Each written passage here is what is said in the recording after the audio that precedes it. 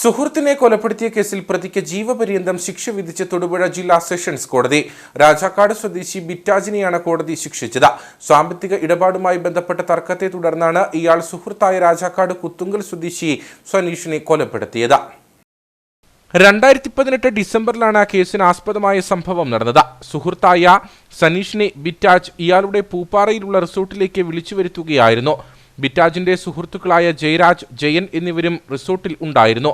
ഇവിടെ വെച്ച് സാമ്പത്തിക ഇടപാട് സംബന്ധിച്ച് തർക്കം ഉണ്ടാവുകയും സനീഷിനെ മർദ്ദിച്ച് കൊലപ്പെടുത്തുകയുമായിരുന്നുവെന്ന് അന്വേഷണ ഉദ്യോഗസ്ഥർ പറഞ്ഞു. ശാസ്ത്രീയമായ തെളിവുകളും അതുപോലെ തന്നെ സാക്ഷിമൊഴികളും എല്ലാം രൂപപ്പെടുത്തി ബഹുമാനപ്പെട്ട public prosecutor Shri Nobel able സാറിൻ്റെ ഒരു മികവുറ്റ രീതിയിലുള്ള ഒരു പ്രൊഫഷണലിസം കൊണ്ടാണ് ഈ കേസ് ശിക്ഷിക്കപ്പെട്ടത്. ബിറ്റാജ് ഒന്നാം പ്രതിയായും ജയരാജ്, ജയൻ എന്നിവരെ 2ഉം 3ഉം പ്രതികളുമായാണ് കേസ് രജിസ്റ്റർ ചെയ്തത്. ജയരാജും ജയനും കുറ്റം ചെയ്തിട്ടില്ലെന്ന് കണ്ടെത്തിയ കോടതി ഇവരെ വെറുതെ വിട്ടു.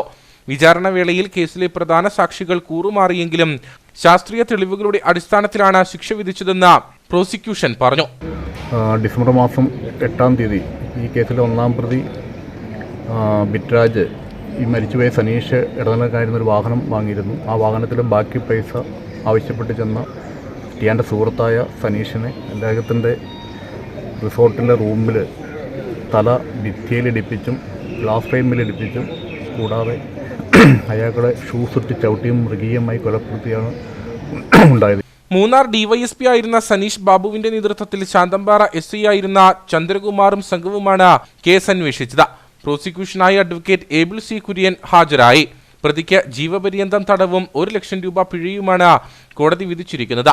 പിഴ അടച്ചില്ലെങ്കിൽ 2 വർഷം കൂടി തടവ് അനുഭവിക്കണം.